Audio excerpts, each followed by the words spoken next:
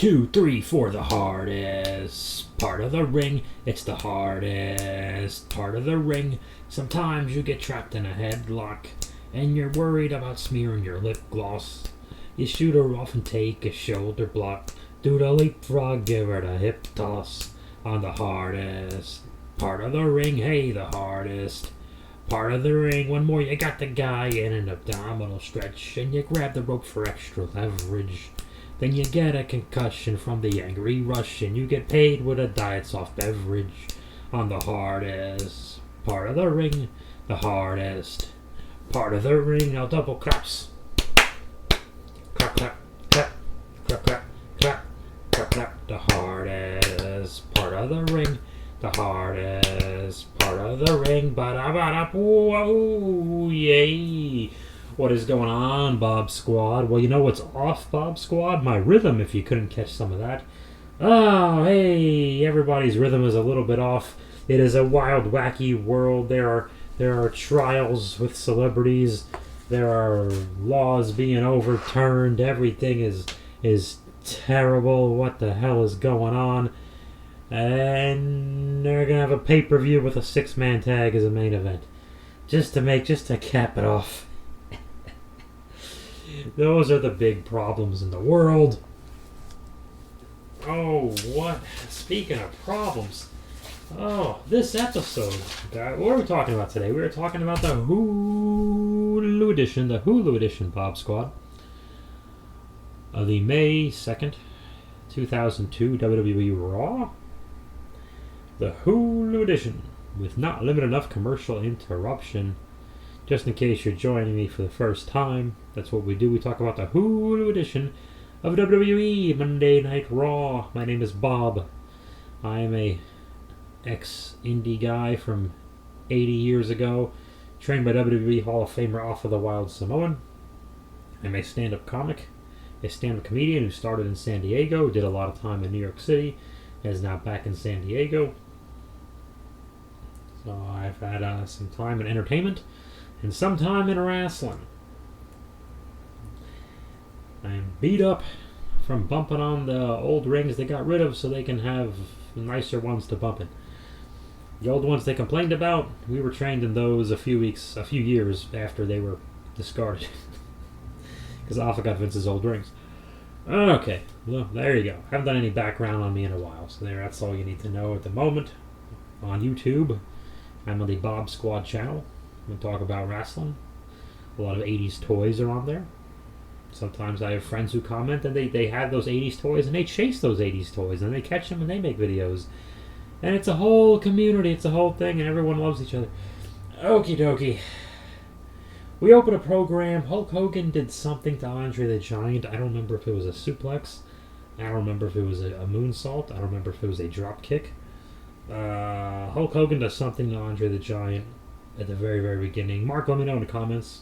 I forgot to write it down. And then we have a long package, a long, thick, veiny, blue package. I said that wrong. Gotta get my notes. And the package is hyping up this big 6-man feud. Apparently on SmackDown, Drew McIntyre and RK Bro are feuding with the Bloodline, which is Roman Reigns, who's the double super top secret triple ND equal housing lender champion now, and the Usos are SmackDown Tag Team Champions. Okie dokie. Roman Reigns is on Raw. Well, this is nice. This is different. Him and and Paul Heyman and the Usos take about 6 days to get to the ring. Roman finally tells North Carolina, and I don't know, I love this. I don't know what city they were in North Carolina. I guarantee you it wasn't Charlotte. Because this is the thing now. If WWE goes to a state, but isn't in that state's main city, and in some cases it doesn't matter what city of that state, they just say the name of the state. Like, I think the last time they were in South Carolina, I want to say they were in Greensboro, and the whole night they just go, South Carolina, because they think Greensboro, South Carolina sounds, too folksy and southern and hillbilly and everything else. So I have no idea what North Carolina city they were in. I'm not going to look it up, I don't care. But I bet you it wasn't Charlotte, because they would have said Charlotte. Let me take a sip of Pepsi Zero. By the way, tonight's show, if you're listening on Podomatic or watching along on YouTube, There's nothing to watch on YouTube. I just put a still picture up and then talk. It's not really a big difference. But this week's podcast of Hardest Part of the Ring is brought to you by Pepsi Zero. Enjoy the delicious, refreshing taste of Pepsi. It tastes just like regular Pepsi, but with zero sugar. But what you can do, Bob Squad, you can do this. You don't have to, but you can. It's up to you. Go to Pepsi.com/Pepsi Zero. Enter the promo code Bob Squad, and nothing happens. It's a waste of time. They'd probably like me to stop. That is some good Pepsi Zero. Pepsi Zero. This particular Pepsi is named after all the good matches I saw on Raw this week. Bob, come on. Let's not be negative Nancy's. Let's not be a Debbie Downer. Let's not be a party pooper. Let's not be a doubting Thomas. Let's not be a peeping Tom. What? Let's not be a prickly Pete. Roman Reigns tells North Carolina, the entire state, to acknowledge him. And then the Riddle and Orton, they sneak out of nowhere. Aha, I like the move, out of nowhere. And they hit the double RKO on the Usos. And then they stand around Roman Reigns and stare at him. Before I finish telling you what happened in this segment, if you didn't know already, right away I can tell. My Bob's intuition tells me this was put together very last minute and probably changed several times throughout the day. Why? Because I wouldn't be surprised if anything involving Paul Heyman and Roman Reigns tends to change, and Brock Lesnar usually, even though he wasn't involved in this. I wouldn't be surprised to learn that a lot of their stuff changed all the time, all day. But the reason I say that is this moment right here, because Drew McIntyre comes out next to brawl with Roman for a minute. But before he does, Orton and Riddle just kind of corner Roman and smile and point and laugh at him, but they don't do jack shit to him. Randy Orton would never do that. He would attack. Maybe he'd sneak up and be very tactical. Maybe he'd go straight at you and be very deliberate. But Randy Orton, in any form, would attack. He wouldn't be laughing at you like, I'm going to stare at you while another babyface or another wrestler at all comes and beats you up. And that's not what Randy Orton would do. Riddle, who knows? But, so right away I thought this got changed a lot. Something's goofy here. And Drew McIntyre, of course, we have to wait till his music plays. He comes out, I think he's still going to the gym. What's happening there, Drew? I mean, yeah, he dwarfs me and blah, blah, blah, blah, blah, but still, goddamn. He's not like 2020 Drew was like, good God. You're kidding me, right? But whatever.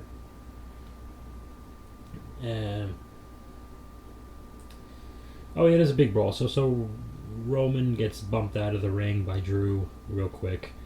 And the Usos, the 6 of them are in there for like a few seconds, and then they get... The referees and officials to break it up are nowhere to be found when they've had 14 days to notice that Drew and Roman are about to fight when they're not supposed to. But they waited till 5 seconds later when all 6 men are in there so that 3 referees can run in at the exact same time. They're not staggered at all like they should be. And break the whole thing up. Like, oh, jeez. One of my common complaints about Raw is and honestly, in AEW does this too. There's no consistency with officials and referees trying to break up fights and attacks that aren't supposed to be happening. In theory, in kayfabe, or whatever the hell you want to say. It's either no referees or all of them breaking something up.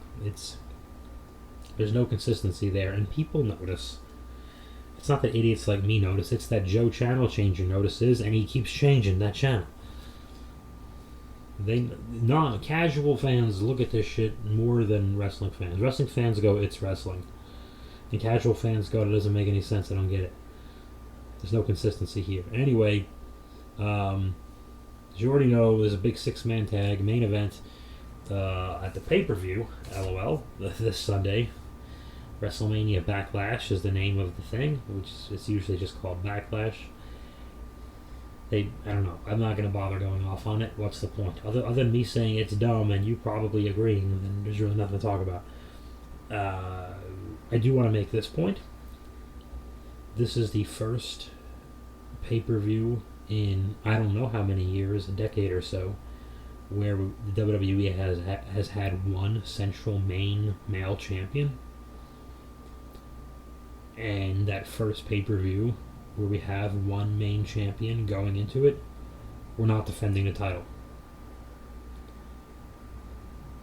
That surprised me. I don't expect Roman's reign to even be threatened until next year's WrestleMania, okay? Maybe a SummerSlam, but certainly not on the 6 week after WrestleMania, 5 week after WrestleMania pay-per-view, whatever the hell it is. Certainly not even close. But I figured Drew, I originally thought it was going to be Lashley before they did the Omos thing with him.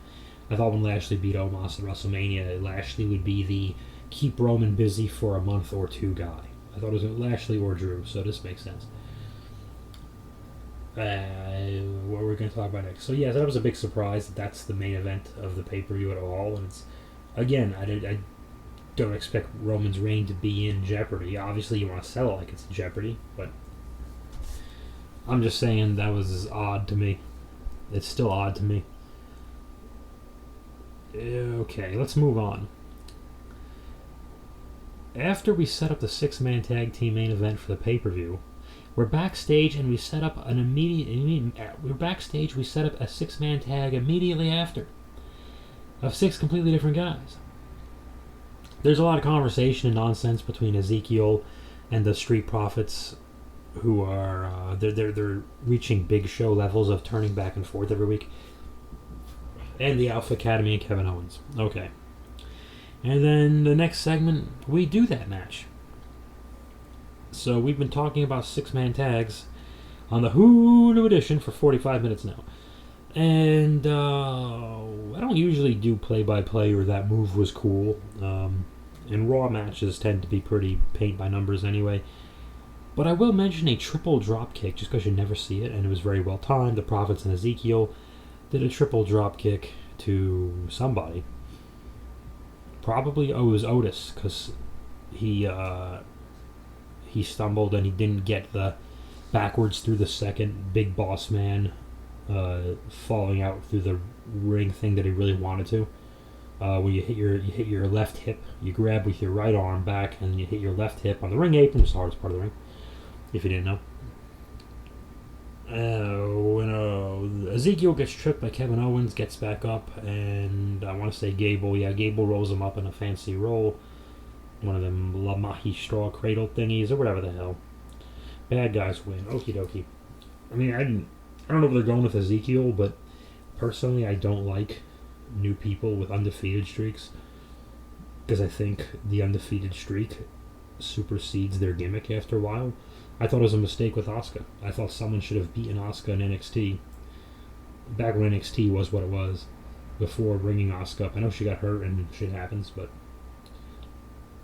because I'm a huge fan of Asuka, and I thought, her whole gimmick's about the streak. So when Charlotte beat her in 2018, I think, it's like, okay, well, Asuka's gimmick is over because the streak supersedes the performer or the character or whatever the hell you want to call it.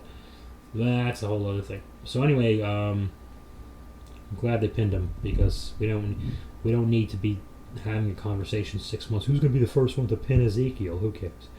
The Blue Light Special is next. Edge and Damian Priest, I guess. And Damian Priest is going to wrestle AJ Styles. And if AJ beats Damian Priest, AJ can wrestle Edge at Backlash without Damian in Edge's corner. So AJ wins with an O'Connor roll. This went 2 segments. It was a long. I skipped to the finish on these. It gets to be a bit much, because if Edge is going to be in a program with someone, and of course he needs a group because he's not going to wrestle on Raw, so people got to do that for him. And That means even if Damien's still there, we're gonna see a lot less of him at the pay-per-view, so I'm sure he's thrilled about that.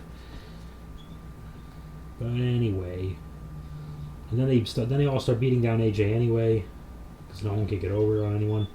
And Finn Balor comes to the ring. He cleans house, and this is a funny moment. Finn has a leather jacket on, so Edge clears out because Edge isn't getting physical on free TV. And I'm not shitting on him, by the way. I don't mind at all. I think he's 47, and he's keeping himself special, and that's fine with me. I'm just saying he's not going to get physical on free TV. If at all, not very much. So Finn bumps Damien, and he starts taking off his leather jacket. And this is what a pro AJ Styles is. The man is a gem. Finn gets stuck with his leather jacket, and it looks like he makes eye contact with AJ, who's down on a mat selling. AJ pops up, gives Damien the line over the top backwards, and AJ crumples back down and continues selling, which clearly was a clothesline meant to be done by Finn Balor to bump Damien over the top rope. Because why would he punch and bump, and then take it? And then why would the plan be for AJ to pop up, give him the line, and go back down? It doesn't make a lot of sense. But it was just no one really noticed it except weirdos or guys who failed at pro wrestling who noticed these goofy little things. It was funny to me, and they did a too sweet hand thingy. So we'll do that tag eventually. I guess we're not doing it on TV, but we'll do the tag. But this gives Damien, because next week will be Damien and Priest, who the hell knows. And maybe Damien will beat Finn for the right to be back into the match, to be at ringside. But then there'll be another match where someone else will make a ruling. Adam Pearce will say Finn. Oh yeah, they'll probably both be at ringside. Okay. Never mind then. Never mind. Who knows? And then maybe Finn will turn on AJ Styles, and Finn will be with Damien, and who knows? Edge talked for a long time before this. I'm sorry I'm going to stay on this for a second. I know you'd probably like to move on.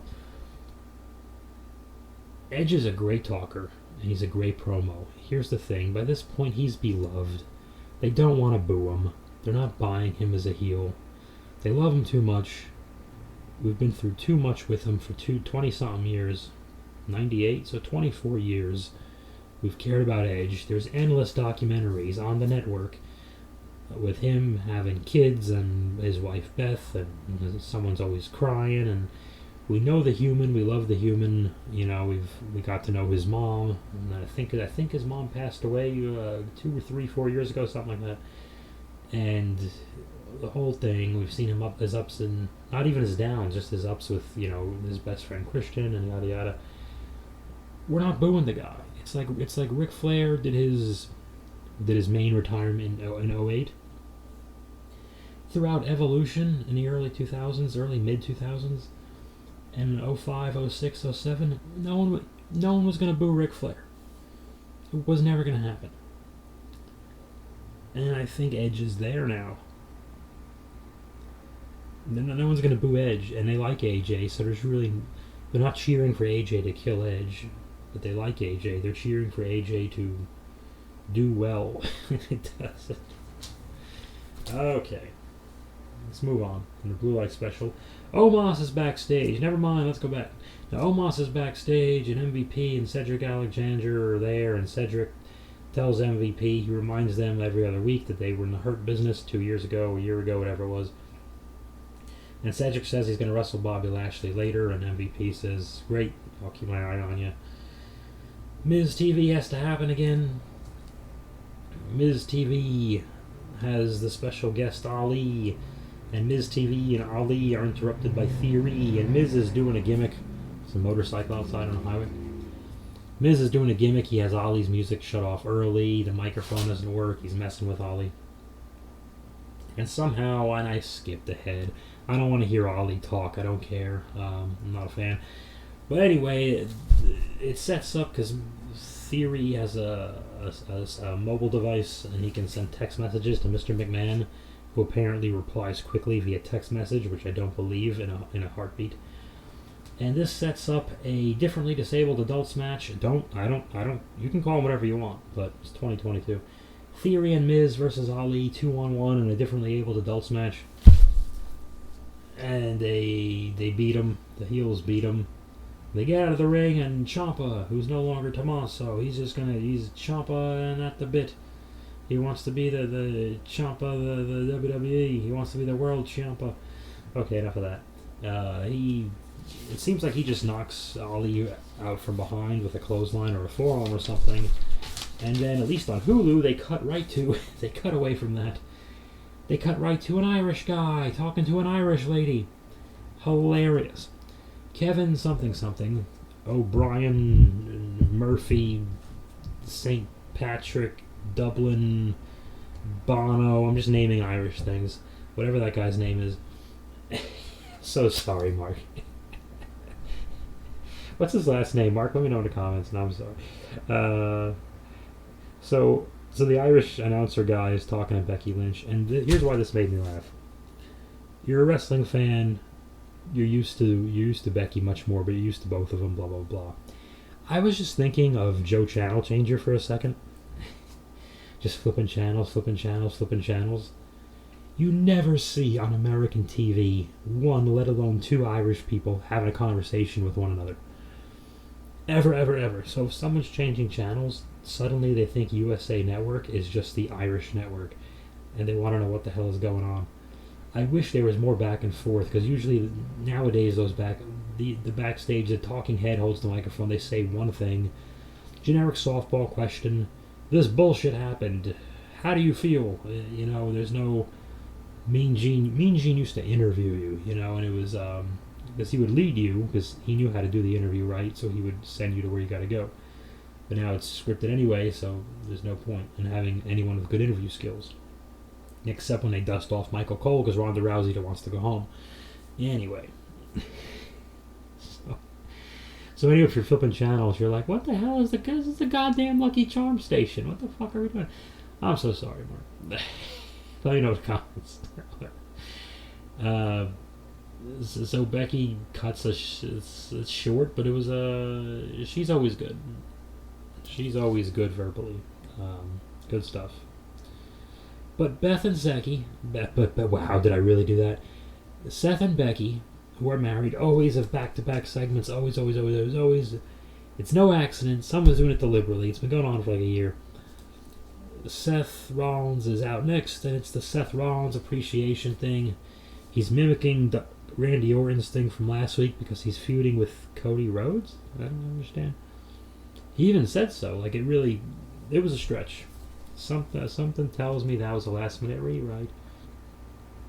Now, I have a hunch, because that didn't make any goddamn sense. It was an excuse to get Cody out there, and Seth said some stuff about Dusty Rhodes not winning the big one, which puts over Cody's journey as to why he's here, so that's good.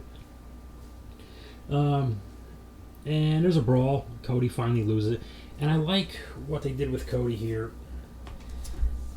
Cody's a little wordy, and Cody poked fun at himself. He goofed on Seth's suit and his lavishness, and Cody even called himself a hypocrite. Cody is still a little bit with the big words. I don't know what random North Carolina city they're in, but I gotta imagine the thesaurus sales are not through the roof. So, whatever. But Seth did a great job of reminding us why we care about Cody, or why we're supposed to. So I like that. And Cody was believable. He basically said he's not backing down, he's not being a puss, but he's a gentleman, and I'm gonna let this go until I don't let it go anymore. But Cody was in control. And there's a bit of a brawl, and Seth gets out of there pretty quickly, which is good. I think Cody's in his suit and his loafers or whatever, and he does he bounces off the second rope and does his cutter move. And again, who am I quoting? I don't know why. No, Cody does the cutter, or the RKO, which is off the second rope, which is kind of like, oddly enough, in Smoky Mountain Wrestling, if you have any idea what I'm talking about, when the Thrill Seekers came in and they were doing a double dropkick off the top, and the Rock and Roll Express's finish was a double dropkick. It was kind of like, hey, that's a no-no. Like, imagine it's Hulk Hogan in '88, and your finish is doing a leg drop off the top rope. That doesn't work for anyone, brother. Okay. Bobby Lashley and Cedric Alexander unfortunately had a match, and MVP would talk over it, and Lashley would beat him in 3 minutes. Lashley gave Cedric way too much. He should have just mauled him. It wasn't good.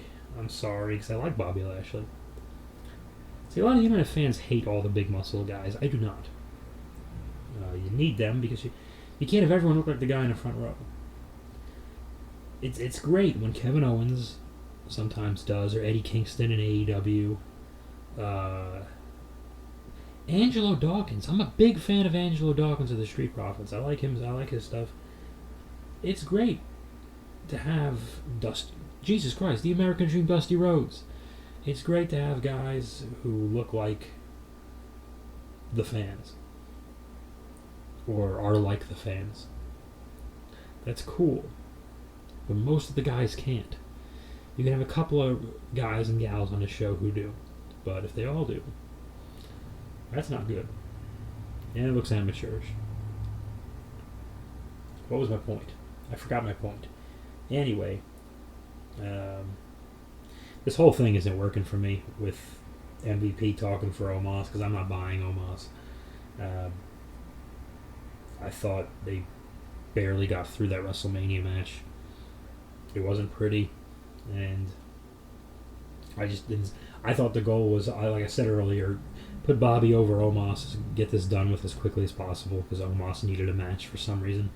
But Bobby, really more importantly, because I really thought Bobby was the keep Roman Reigns busy guy for May and maybe June. I really did. I was wrong, but that's life. Anyway, the main event. Keep in mind, we started the show hyping up a pay-per-view main event, which is a 6-man tag. We followed that hype with a 6-man tag. Our main event of this program, I'm not kidding you, is a 6-woman tag. Could we...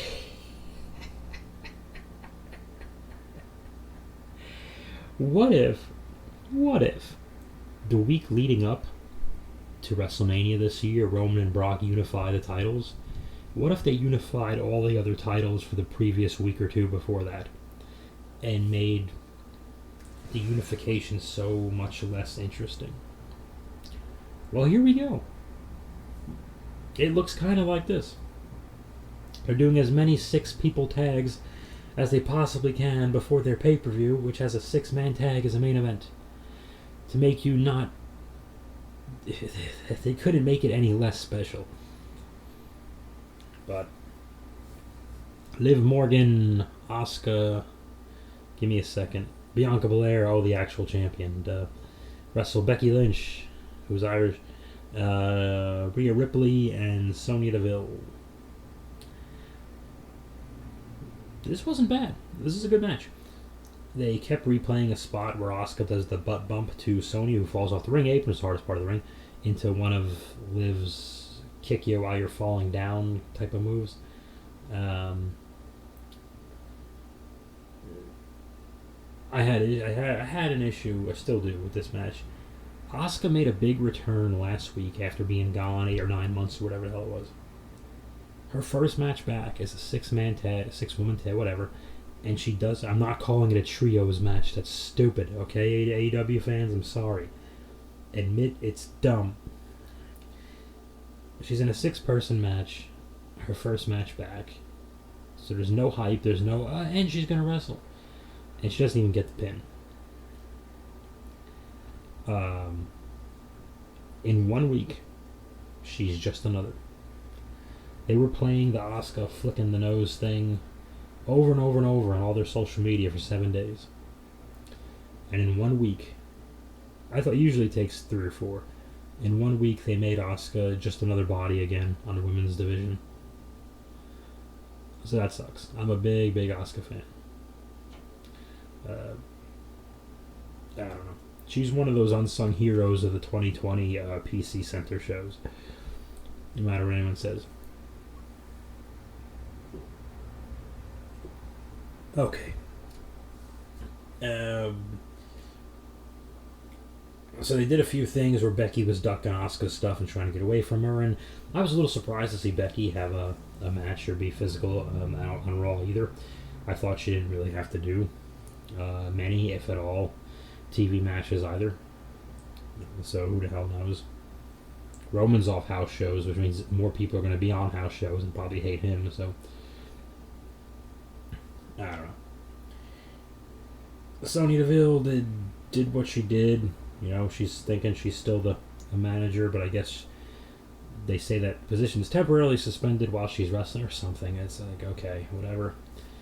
I mean, it's like they killed all their feuds, because Rhea and Liv have an issue. And they really didn't get to each other all that much. Sonya and Becky have an issue, but they didn't really get to each other all that much. And Becky and Asuka have an issue. So we have this wonderful world of 3 women's feuds instead of just one that's for the title. And their whole issue just got smushed into each other in this giant... It's like, hey, I like ice cream and popcorn and chicken nuggets. Let's put them all in a bowl. No.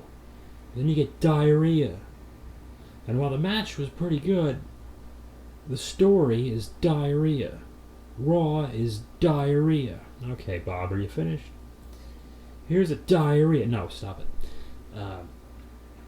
Liv Morgan gets the pin on Sonya Deville, which surprised me. But it was kind of fun. It was just something different. And Bianca and Asuka hug her instead of just wandering away to do their own thing, which was nice. But they were like, yes, our team win. We are happy that we got the pinfall and won the match. They're not just automatically fighting because they all wanted the pin.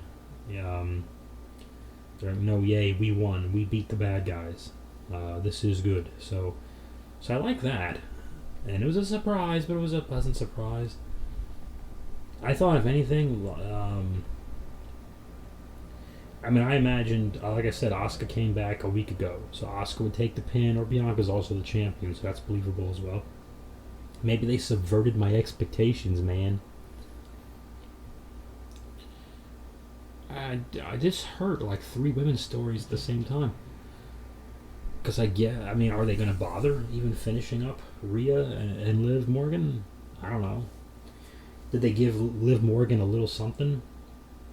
Just so that it means more when Rhea beats her? Is that something to suggest? I don't know. That's something to throw out there, though. I don't care about Becky and Asuka anymore, and they're both my favorites. And Bianca and Rhea, actually. Yeah. But Becky and Asuka are 2 of my favorites, and I don't care about their issue, which is a shame. Why don't I care? Because their issue is mishmash now. It's all thrown in a blender, and it's all goop that's all mixed up. So there's that. I don't care about Sonya and Bianca, because Sonya lost to Bianca 3 times last week and got pinned by the lowest ranking of the 3 female baby faces, no offense. So I don't care about that. Wow. Boy, they made me not care about everything in the same match. And the match, standing alone, wasn't bad. It's the story that's become diarrhea. And that's not reflective on any of the 6 performers or the referee. It's reflective on a pile of diarrhea. Okay, Bob, are you done? To subvert expectations, I was thinking the other day, and this won't happen. I thought it would be fun if they teased for the 6-man coming up in the pay-per-view. I can end this quickly. It's going too long. Is Drew going to get the pin on Roman? Is Orton going to get the pin on Roman? Is it Drew? Is it Orton? Is it Drew? Is it Orton? Is it Drew? Is it Orton? And then Riddle gets it. And no one will see it coming, but nobody would complain about it, I don't think. No one's pinning Roman Reigns for the next 12 years. That's because Roman wants to have his stupid Rock match, which he's going to win anyway, because he's not going to lose to the Hollywood guy. Oh, the Rock just turned 50 today, or as of this recording, yeah. So that window's closing. So that means if Roman has his way, if he wrestles Rock next year, he's definitely beating him. So that it would take till 2 WrestleManias from now, 23 months from now, for someone to beat Roman Reigns. That person cannot even work there right now, for all we know, because that title's not going anywhere. And it's been a year. It's been 2 years in September, August, late August, whatever. Okay, that's that. That's the hardest part of the ring. I thank all of you. You can find it on podomatic.com or YouTube if you're listening on YouTube. Just do what you're doing. But be careful, whatever you do. Because even if a match is good, you might be the legal person. Maybe you reach out and you give your partner that hot tag. And then you go through the ropes. And because you don't see that giant pile of diarrhea, you slip and fall on the ring apron, which is the hardest part of the ring. Hey, the hardest part of the ring. Ba-da-ba-da.